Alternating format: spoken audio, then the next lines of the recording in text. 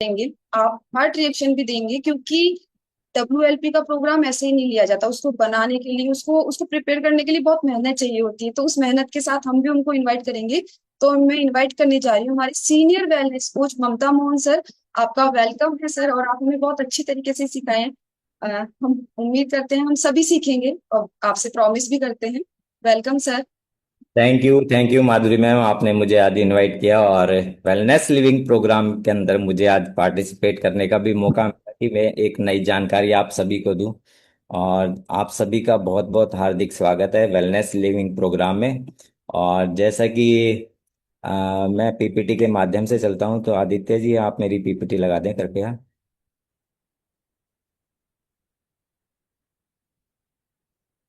Okay. तो जैसे मैं भी 4.25 साल पहले इस प्यारी सी कम्युनिटी में आया था। और जब आया था तो क्या था और अब क्या हूँ मैं, वो आपके सामने बताने वाला हूँ। तो जैसा कि मैं इस प्यारी सी कम्युनिटी से इंट्रोड्यूस हुआ था, उससे पहले मैं अपने आप की जो लाइफ स्टाइल थी ना, वो बहुत अच्छी मानता था। और साथ में मानता तो था ही, और बहुत सारी बॉडी में इश्यूज भी थे। लेकिन मैं ये सोचता था कि जो भी हम कर रहे हैं ना, बहुत अच्छा कर रहे हैं। लेकिन कहीं ना कहीं जीवन में उन चीजों की कमी थी जो हमें नहीं मिल पा रही थी। और देन जब इस प्यारी सी कम्युनिटी से इंट्रोड्यूस हुए और यहाँ आकर जाना कि हमें क्या खाना चाहिए, कब खाना चाहिए, कितना खाना चाहिए, जब इन बातों का जब यहाँ से जानकारी मिली ना, तब मुझे मालूम चला कि जो भी बॉडी में हमारे इश्यूज हो रहे हैं, वो हमारी लाइफ स्टाइल से जुड़े हुए हैं, ना कि वैसे आए हुए हैं। हम पहले ये सोचते थे कि ये उम्र के साथ में आती हैं, क्योंकि आस पड़ोस का जो सिनेरियो रहता है, हमारे संगत का असर जरूर आता है। तो हम जैसा देखते थे, जैसे लोगों के साथ रहते थे, वैसे ही हम रहते थे। तो देन जब मैं इस कम्युनिटी में आया और जो मेरा जो ट्रांसफॉर्मेशन हुआ यहाँ पर, बहुत ही अमेजिंग रहा। मैंने अपनी कमर से जो 6 इंच कम लो किया। साथ में जो मेरा वजन बहुत ज्यादा था, तो मैं अपने आप को ही मानता था, वजन तो मानता ही नहीं था, यूँ लगता था कि मैं बहुत है ना परिपक्व हो रहा हूँ, मैच्योर्ड हो रहा हूँ, बहुत अच्छा लगने लग रहा हूँ, लोगों को भी अच्छा लगता है। लेकिन वो उसी वजन के हिसाब से जो मेरे जो बॉडी में इश्यूज थे, वो उनकी गड़बड़ जो हो रही थी। क्योंकि मुझे माइग्रेन की प्रॉब्लम थी, लेकिन मुझे बताया गया कि आपको न्यूरो की प्रॉब्लम है, हार्ट की प्रॉब्लम हो गई, डाइजेस्टिव हेल्थ खराब हो गई, जॉइंट्स पेन रहने लग गए, और थका हुआ रहता था, और एसिड इतना बनता था कि अगर वो नहीं मिले गोली मुझे, तो ये जैसे मछली नहीं तड़पती क्या, वैसे मैं तड़पा करता था। और देन मुझे वो दवाइयाँ तो लेनी ही पड़ती थी।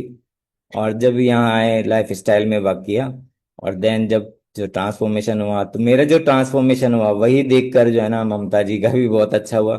तो हम दोनों का जो रिजल्ट आया बहुत ही बढ़िया रहा। और देन जब हम दोनों का आया, तो हमने सोचा कि भी हमारे बच्चों का भी आना चाहिए।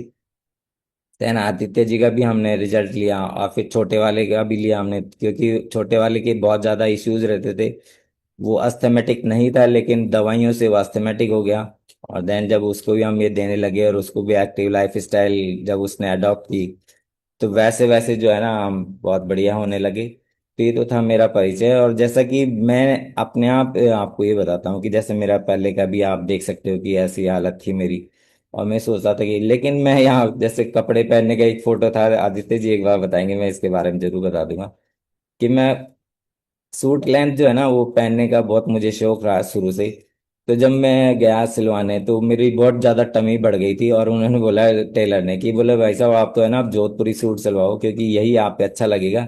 लेकिन मैं उसमें अपने आप को सही नहीं मान रहा था। तो ऐसे बहुत सारी इश्यूज थे। देन जब फैमिली का रिजल्ट आया, बहुत बढ़िया रहा। और ये सब थैंक यू बोलता हूँ मैं हमारे जो जितने भी वेलनेस कोचेज हैं, मेरे सीनियर वेलनेस कोचेज, जो मुझे पक पक पर मुझे गाइड करते थे, आपको ऐसा करना चाहिए, आपको ऐसा करना चाहिए। एक जस्ट मिनट, मैं शायद एवरीवन, मेरे स्पॉटलाइट पे। ओके। ओके। तो जो मैंने यहाँ से सीखा था वही मैं आज बताने वाला हूँ, क्योंकि जैसे मेरा गट हेल्थ बहुत ज्यादा खराब था। तो आज मैं बात करने वाला हूँ आपसे गट हेल्थ पर ही। कि जो गट हेल्थ अगर हमारा खराब रहता है, जब पेट खराब रहता है ना, तो दिमाग भी खराब रहता है, और जब दिमाग खराब रहता है, तो पूरा जो, आप चाहे कितने बीच में, कितनी किन्हीं भी लोगों के बीच में रहो, आप तो हमेशा टेंशन में रहेंगे।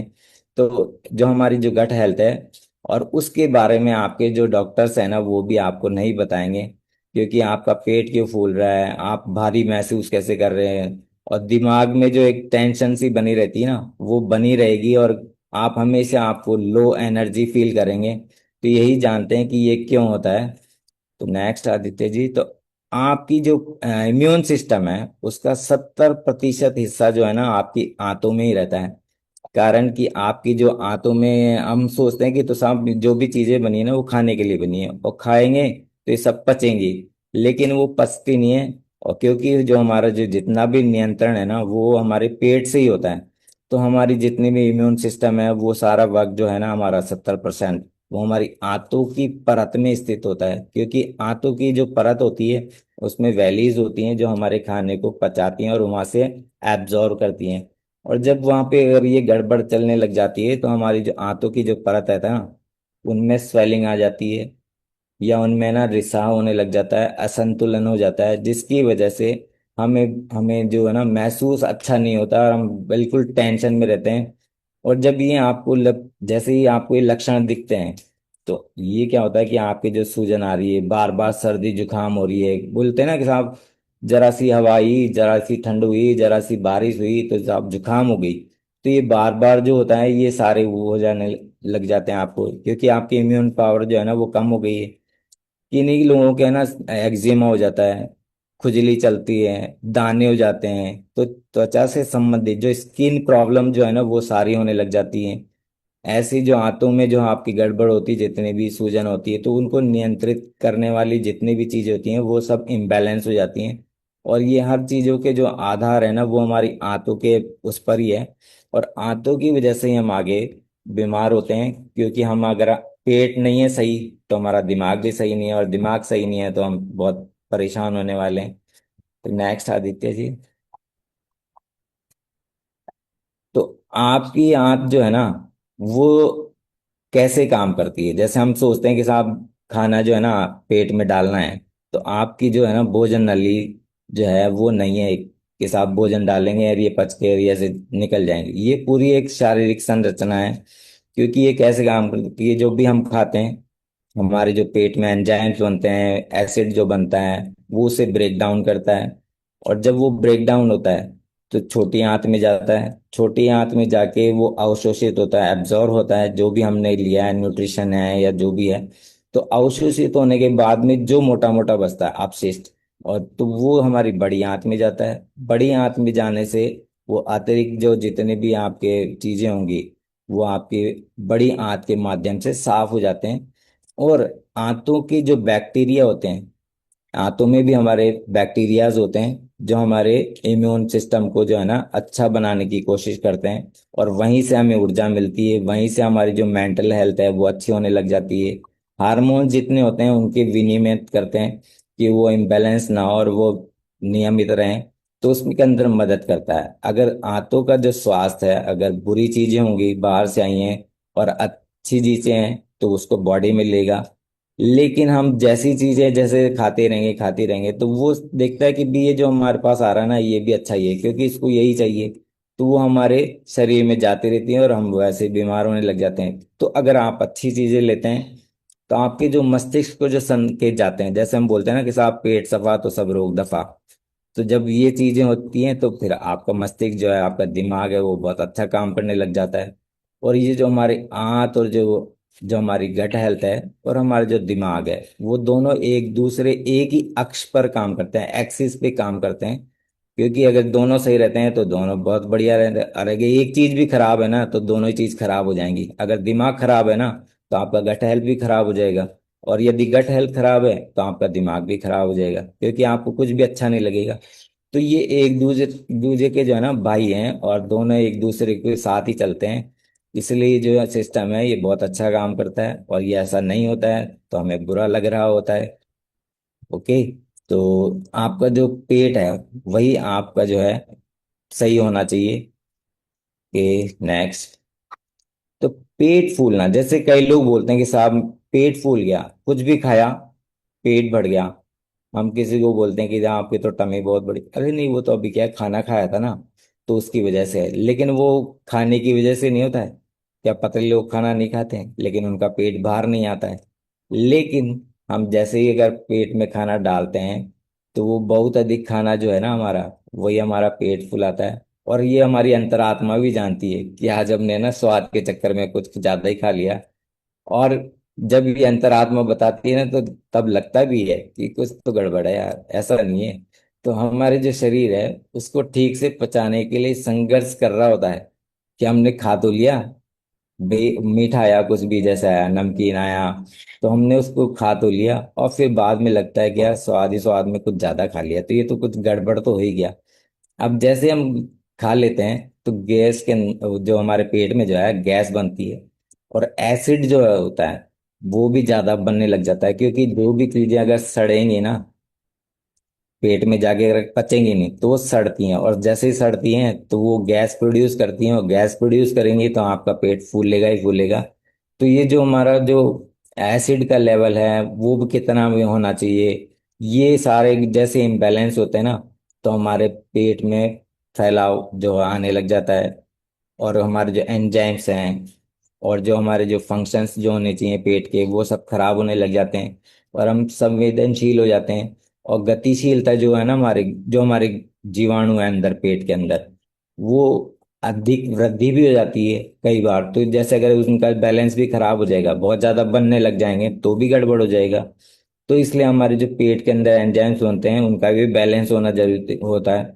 और भोजन के बाद जब आपको पेट भरा हुआ महसूस होता है या आपको सूजन महसूस हो रही है, तो ये बढ़िया नहीं होती है। इसलिए खाना जो है वो कितना खाना है, कब खाना है, कैसे खाना है, कब खाना है, तो ये सारा जब ध्यान रखते हैं ना, तभी हमारा ये पेट फूलने वाली जो प्रॉब्लम है ना वो उसको सॉल्व कर सकते हो। ओके। तो अब रिफ्लेक्स की बात आती है कि जैसे हमारे की साहब, जैसे मुझे एसिड बहुत ज्यादा रिफ्लेक्स होता था, कारण कि मुझे पता ही नहीं था, क्योंकि मैं दवाइयां लेता था और दवाइयों की वजह से मैं ज्यादा बीमार हो रहा था। तो रिफ्लेक्स जो होता है हमारे पेट में एसिड, वो एक ही कारण से नहीं, बहुत से कारणों से होता है। और जो भी कारण होते हैं उसमें क्या होता है कि आपके पेट में जो अम्ल है उसकी कमी का मतलब है कि भोजन ठीक से नहीं पचा। लेकिन यहाँ हम जो अम्ल तो कहाँ से ले रहे हैं, बाहर से ले रहे हैं, चाय पी रहे हैं, कोल्ड ड्रिंक पी रहे हैं, फास्ट फूड खा रहे हैं, और कुछ ना कुछ खाते रहेंगे। जैसे कई लोग गुटखा खाते हैं, कई लोग बोले साहब खैनी दबाएंगे जब ये हमारा पेट साफ होगा। तो ये जितने भी चीजें लेते हैं तो ये इसकी वजह से हमें एसिड बहुत ज्यादा रिफ्लेक्स होने लग जाता है। और जैसे एसिड ज्यादा बनेगा तो वो खाना हमें तो पचेगा नहीं एक तो, और कॉन्स्टिपेशन रहने लग जाएगा, या आम हो जाएगी। बोलते हैं ना कि साहब मुझे तो ऐसा आता है कि लूज मोशन टाइप आता है, या किसी को बोलते हैं साहब बहुत ही हार्ड हो जाता है तो मुझे पाइल्स की प्रॉब्लम हो जाती है। तो ये जो हार्ड हो जाना या बहुत ज्यादा लूज हो जाना, किसी का पतला रह जाना, उसकी वजह से भी है ना सारी दिक्कत होती है। फिर जैसे हम ये खाना खाते हैं तो कई लोगों को तो बहुत ज्यादा डकार आती है, खाते हैं तो अजीब सा लगता है कि आस पड़ोस वाले भी देखने लग जाते हैं। फिर अगर जैसे डकार नहीं आ रही है तो वो गले तक आता है, या गले के अंदर भारीपन महसूस करते हैं, कोई पानी भी पी रहा है तो भी उसकी वजह से प्रॉब्लम हो रही है। तो जो ये जितने भी हैं ये सारे, जस्ट मिनट, फिर अधिकतर लोग क्या करते हैं कि जैसे उनको जलन आती है तो वो एंटासिड वगैरह गोलियां लेते हैं, जैसे मैं भी लेता था। तो ये जो एंटासिड हम जितनी लेते हैं उससे तो और ज्यादा हालत खराब होती है हमारी। तो जैसे जैसे हम ये दवाइयां लेते हैं उससे और ज्यादा रिफ्लेक्स होने लग जाता है। हम सोचते हैं कि हमें आराम मिल रहा है, लेकिन वो आराम मिलता नहीं है, क्योंकि एंटासिड जो भी लेंगे ना हमारे, तो वो क्या करता है एक अंदर हमारी आंतों में लेयर बनाता है, और जो भी हम अगर अच्छा भी खा रहे हैं ना तो वो हमारे शरीर को नहीं लगता, और वो एसिड ही बनता रहता है, और वो सारा रिफ्लेक्स होने लग जाता है मुंह के अंदर, नाक के अंदर, गले में, छाती में। तो इसलिए जो पाचन की समस्या जो हमारे हैं, वो ना तो एसिड की समस्या है, क्योंकि उसका बैलेंस खराब होने का कारण भी हमारा खान पीन ही है, और ये इसी वजह से हमारा पेट फूलता है, और इसी वजह से हमें ये रिफ्लेक्स होने लग जाता है। ओके। तो आपके पेट को क्या नुकसान पहुंचाता है? तो ये क्या पहुंचाते हैं कि जितने भी हम जो रिफाइंड जो कार्ब्स लेते हैं, एंटीबायोटिक्स लेते हैं, या बार बार जैसे दवाइयों का इंटेक बहुत ज्यादा रहता है, या बहुत ज्यादा हम टेंशन में रहते हैं, या हमें ना इतना फाइबर वाला या बहुत कम फाइबर वाला खाना भी लेने लग जाते हैं, और गर्भ निरोधक निरोधक जो गोलियां होती हैं पिल्स जो लेती हैं महिलाएं कि बोले साहब हमारे बच्चे नहीं हो या बच्चों में गैप रहे, तो उन दवाइयों को लेने से भी होता है। या यदि हम पेन किलर्स बहुत ज्यादा लेने लग जाते हैं उसकी वजह से भी हमारे जो है ना पेट को नुकसान पहुंचता है। तो ये जितने भी प्रोसेस्ड जो फूड्स हैं वो उनको आपको अवॉइड करना है। एंटीबायोटिक्स जितने भी लेते हैं तो उनको भी अवॉइड करना है। और एंटीबायोटिक लेने की जरूरत तो इसलिए पड़ती है कि साहब हम बीमार हो रहे हैं, लेकिन एंटीबायोटिक मतलब क्या हुआ कि हमारे जो अच्छे जीवाणु हैं, जो हमारे गुड बैक्टीरियाज हैं, उनको भी किल करते हैं। क्योंकि बोलते हैं ना कि साहब गेहूं के साथ में तो घुन भी पिसता है। तो गेहूं पिस रहे हैं लेकिन घुन भी पिस रहा है। तो वैसे ही हमारे जो एंटीबायोटिक्स लेते हैं तो उसकी वजह से हमें बहुत सारे ना जो हमारे गुड बैक्टीरियाज हैं वो भी खत्म होते हैं। और जैसे वो गुड बैक्टीरियाज खत्म होते हैं तो शरीर में तो पहले ही कम है, और हम ऊपर से ये और डाल रहे हैं तो और ज्यादा खराब होने वाला है। और ये जो जितने भी हम पेन किलर्स लेते हैं वो तो बहुत ही ज्यादा नुकसान करते हैं हमें। ओके, तो पेन किलर्स आपको नहीं लेने हैं। अब ये बात आती है कि हमारे पेट की सुरक्षा को कैसे करें। कि भाई साहब ये सब कुछ तो हो गई बातें, लेकिन हम पेट को कैसे सही रखें। तो आपको अपने जीवन में कोई बड़े बदलाव करने की जरूरत नहीं है, लेकिन हमारी जो छोटी छोटी आदतें होती हैं जिनसे हम हमारे पेट को सही रख सकते हैं।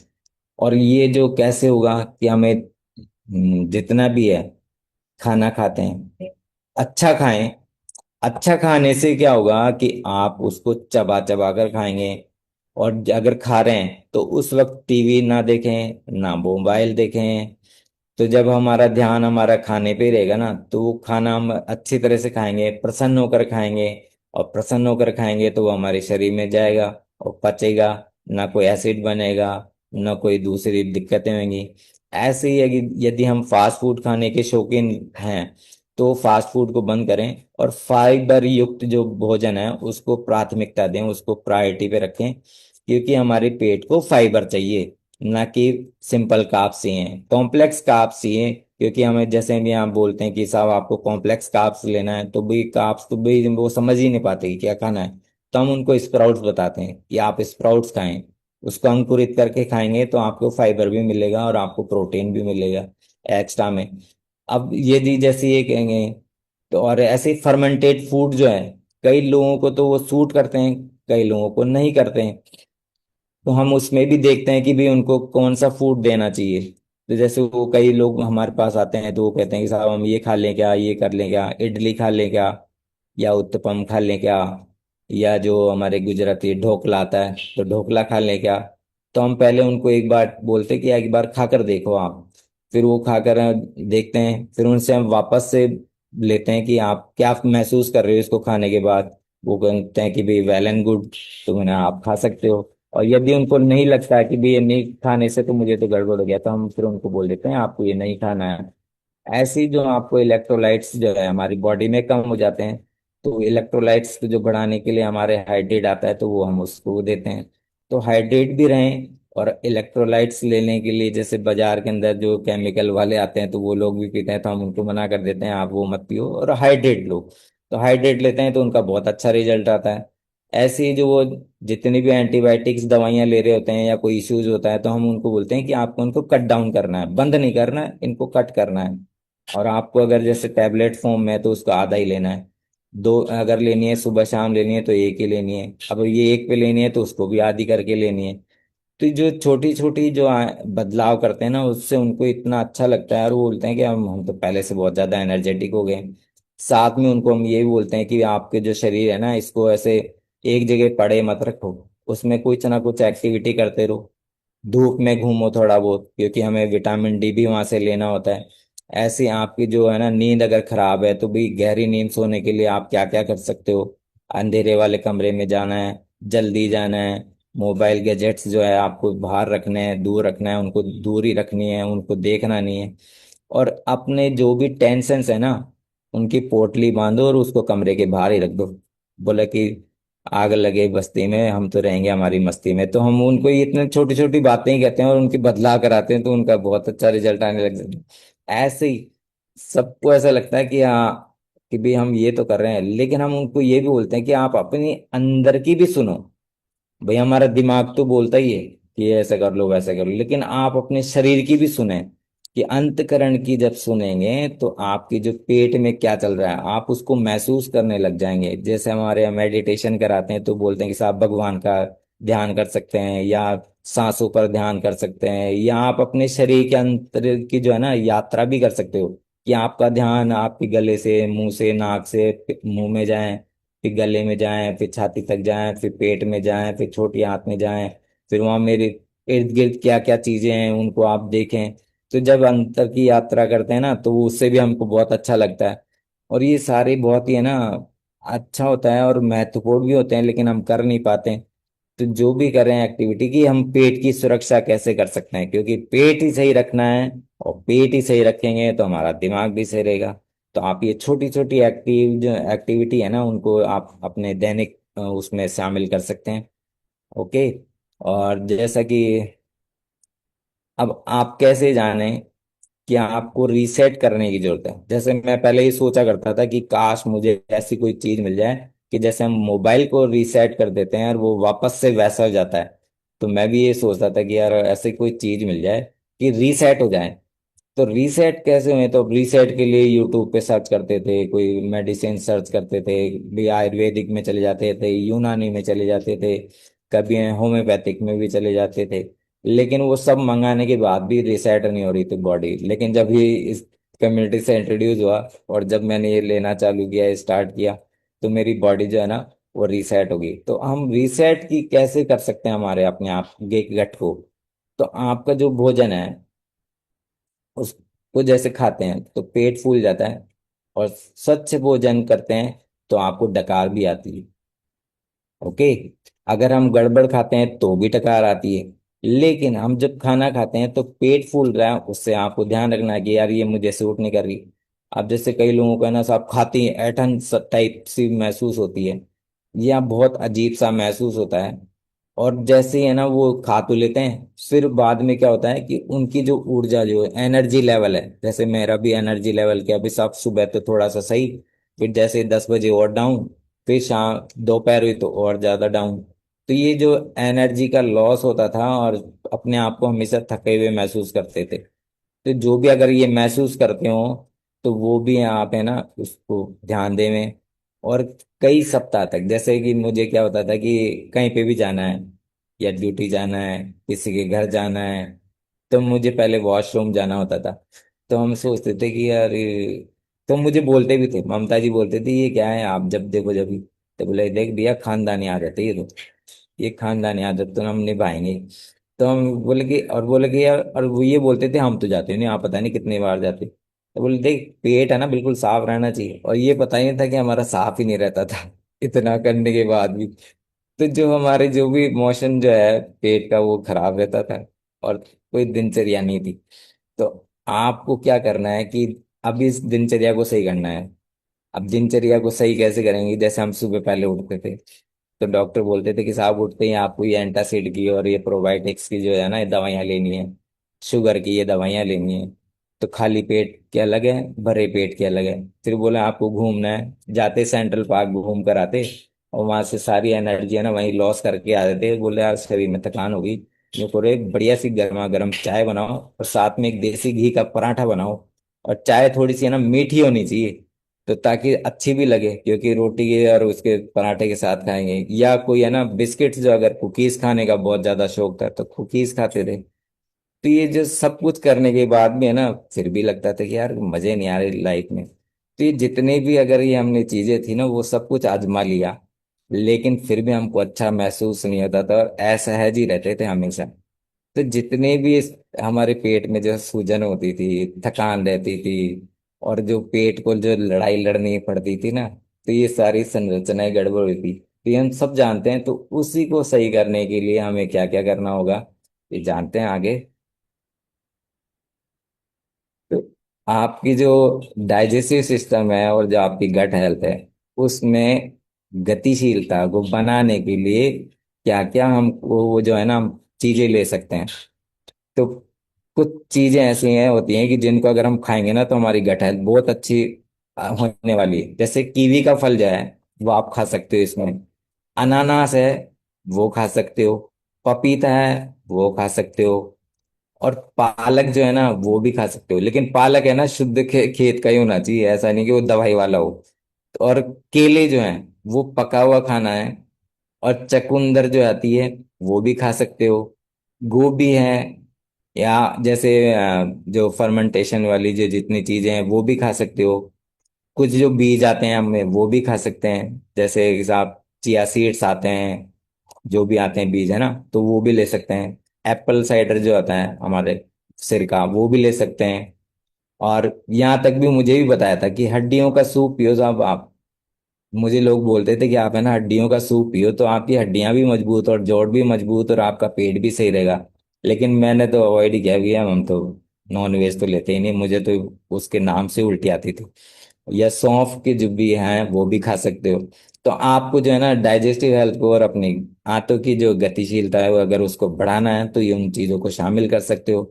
साथ में आप है ना कि इसके सप्लीमेंट्स क्या क्या ले सकते हैं, कि जितने भी आपके जो एंजाइम्स हैं तो उसमें आपके प्रोटीन होना चाहिए, फैट कम होना चाहिए, तो आपको जो है ना कम बने। ऐसे बेटाइन HCl जो पेट में कम अम्लता, जो हमारे एसिड जो होता है उसको कम करता है, भारीपन महसूस कम करता है, जो डकार आती हैं उनको कम करता है।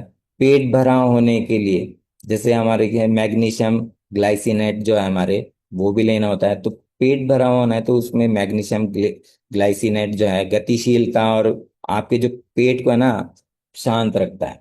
ऐसे एल ग्लूटामाइन, ये एक दवाइयों के फॉर्म में ही है, लेकिन मैं तो ये बोलूंगा ना कि आपको ये लेना है। लेकिन यहाँ बताया गया है कि एल ग्लूटामाइन जो है हमारी आंतों की जो परत है उसकी मरम्मत करता है। जिंक कार्सोसिन जो है, कार्नोसिन, आंत के जो उपचार करते हैं या जो यहाँ पर ना गड़बड़ हो रही है अंदर आंतों में उसको अगर सही करता है।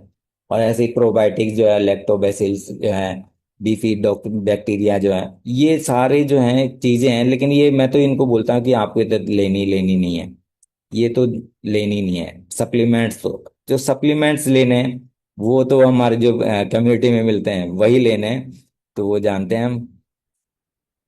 तो आपको अगर ये चीजें नहीं चाहिए कि साहब हम तो जो मेडिसिन तो लेनी नहीं है, तो आप अपने खाने में सिंपली प्रोबायोटिक्स शामिल कर सकते हैं, एलोए प्लस शामिल कर सकते हैं, या एलोए कंसंट्रेट शामिल कर सकते हैं। एक्टिव फाइबर अगर शामिल करेंगे, अगर इन इन चीजों को आप भोजन में शामिल करोगे तो आपकी गट हेल्थ जो है ना वो बहुत अच्छी हो जाएगी। आपकी गट हेल्थ सही होगी तो आपका दिमाग भी बहुत अच्छा रहेगा, और दिमाग अच्छा रहेगा तो सब कुछ अच्छा रहेगा। फिर आपको ये नहीं लगेगा कि यार मुझे तो ये प्रॉब्लम्स हो रही है। तो थैंक यू एवरीवन, सभी ने ध्यान से सुना मेरी बातों को। और अगर यदि आपको ये जानकारी अच्छी लगी हो तो आप अपने फ्रेंड्स रिलेटिव्स उनको भी शेयर कर सकते हैं और उन्हें भी गाइड कर सकते हैं कि आप अपने खाने में इन चीज़ों की कमी करें, इन चीज़ों को बढ़ाएं। और साथ में अगर वो हमारी कम्युनिटी में है तो उनको ये बोल सकते हैं कि आप ये चीज़ें लेंगे तो आपकी जो गट हेल्थ है वो बहुत अच्छी होने वाली है। तो thank you. Over to you Madhuri ma'am. Thank you so much sir, आपने बहुत ही अमेजिंग नॉलेज हमारे साथ शेयर करी। और हार्टली थैंक, मुझे बहुत अच्छी लगी। आप सभी को अपनी साइड से क्या देना चाहिए, हार्ट रिएक्शन देना चाहिए, क्योंकि बहुत अमेजिंग नॉलेज है। और गट हेल्थ खराब है तो पूरा शरीर खराब है ना, ये आप जानते हैं। और मुझे भी नहीं पता था, और मेरे आए दिन पेट में दर्द रहता था, डॉक्टर के पास जाती और बस छोटी आंत में स्वेलिंग है, छोटी आंत में स्वेलिंग है, पता नहीं था कि कारण क्या है। और आज कुछ भी नहीं है, एकदम क्योर है ना। तो वो अनहेल्दी लाइफस्टाइल की वजह से ये सब हुआ था। तो अब हम उनसे बात करेंगे। प्लीज सभी अपने है ना हैंड डाउन करेंगे। क्वेश्चन पहले सुनेंगे मेरा, कि जो ये गट हेल्थ की प्रॉब्लम थी, जिनका पेट फूलता था, एसिड रिफ्लेक्ट होता था, है ना, अभी नहीं है, था, वो पहले हैंड रेस करेंगे। कि जिनको इस तरीके की समस्या थी और वो ऐसी समस्या को फेस कर रहे थे। देखिए,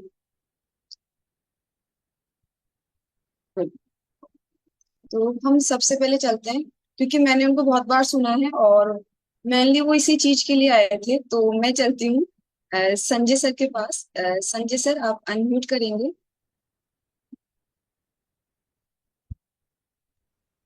thank you ma'am, thank you आज के सेशन के लिए। ममता मोहन सर जो हैं उनको धन्यवाद। बिल्कुल एग्जैक्टली मतलब ऐसे जैसे मेरे लिए सेशन चल रहा था। क्योंकि आज के लगभग 6 साढ़े 6 साल पहले जब मैं इस कम्युनिटी में आया था तो एसिडिटी को लेके बहुत सारे चैलेंज थे, एसिड रिफ्लेक्स होता था, यहाँ से जलन लगती थी, मुंह में खट्टा खट्टा पानी आता था, और ऐसे जी खराब रहता था मेरा।